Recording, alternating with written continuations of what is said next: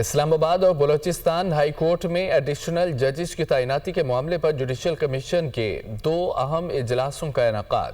اسلام آباد high court کے لیے 2، بلوچستان ہائی کورٹ کے لیے 3 ایڈیشنل ججز نامزد کر دیے گئے ہیں۔